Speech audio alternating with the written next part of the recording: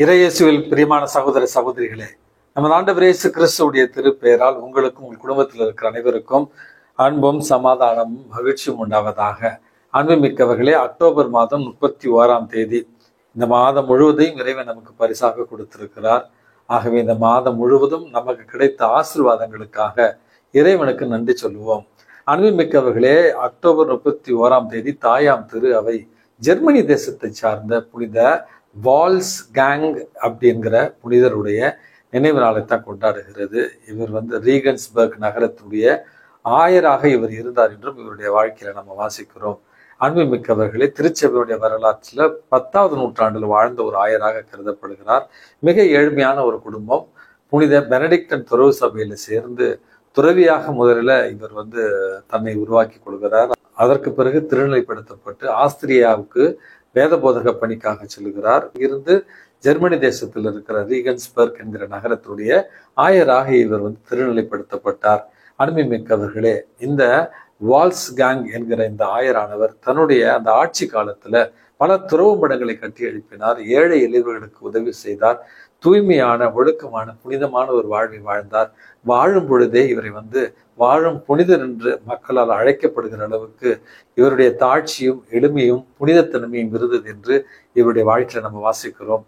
அன்புமிக்கவர்களே, இவர் வாழும் பொழுதே பல அதிசயங்களை இறை வேண்டல் மூலமாக மக்களுக்கு பெற்று தந்தார் என்று தான் இவரை பற்றி நம்ம வாசிக்கிறோம். இவருடைய கல்லறையின் மீது ஒரு கெபி எழுப்பப்பட்டிருக்கிறது. பல நோயாளிகள் இன்றும் அவருடைய கல்லறையை தரிசித்து இவருடைய பரிந்துரையை இன்றளவும் மன்றாடி ஜெபிக்கிறார்கள்.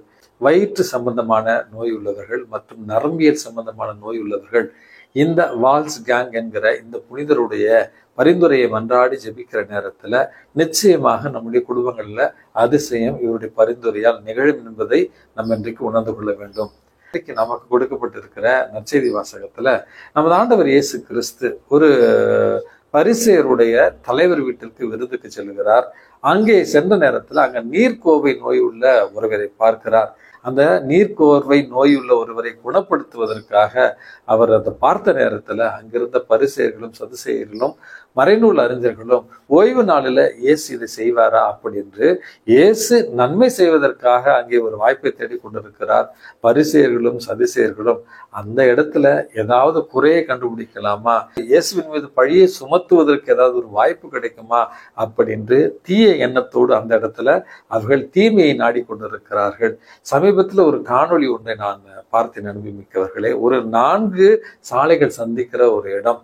அந்த இடத்துல திடீரென்று ஒரு விபத்து நடக்கிறது. பைக்கில் சென்று கொண்டு இருந்த ஒருவர் எதிரில் இருந்த ஒரு லாரியில் இருந்து தப்பிப்பதற்காக அவர் சைடுல திரும்புகிற நேரத்துல நிதானத்தை இழந்து வண்டி ஒரு பக்கமும் அந்த ஒரு மனிதர் இன்னொரு பக்கமும் விழுகிறார்.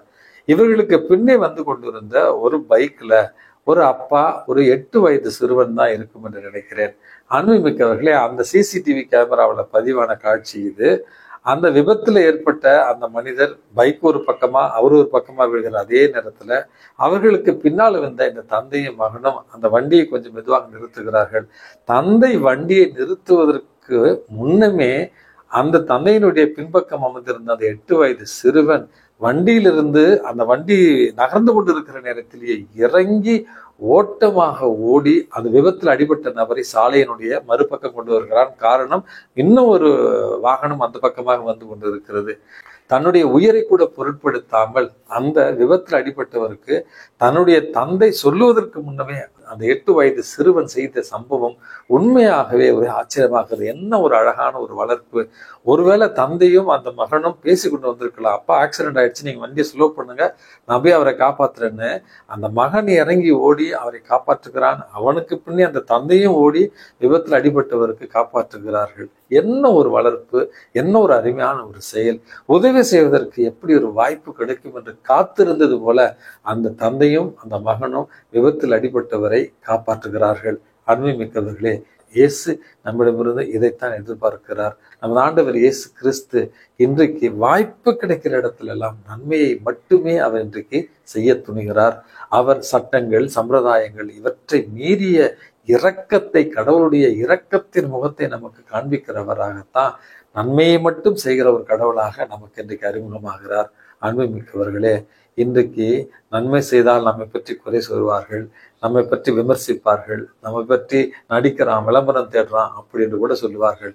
இருந்தாலும் சென்ற இடங்களில் எல்லாம் இயேசு நன்மை செய்தது போல நாமும் நன்மையை மட்டுமே செய்ய இன்றைக்கு முடிவெடுப்போம்.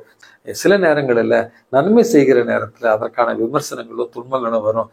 நமக்கு எதுக்கு ஃபாதர் வம்பு, நம்ம பாட்டுக்கு நம்ம வேலையை பார்த்துட்டு போக வேண்டியதானே நினைக்கலாம். காரணம், ஒரு கதை ஒன்று ஞாபகத்துக்கு வருகிறது. ஒரு கிணற்றுல ஒரு சிறுவன் விழுந்து விடுகிறான். கிணற்றில் ஒரு 50 பேர் சுற்றி நின்று அந்த குழந்தை காப்பாற்ற தெரியாமல் தத்தளித்துக் கொண்டிருக்கிறார்கள். யாருக்கும் நீச்சல் தெரியாது. அங்கு வந்து ஒரு வழிப்போக்கன் அந்த குழந்தைய நிலையை பார்த்து திடீரென்று கிணத்துல குதித்து அந்த குழந்தையை காப்பாற்றி கிணற்றுக்கு வெளியே வந்து பெற்றோரிடத்தில் அந்த சிறுவனை ஒப்படைக்கிறார்கள்.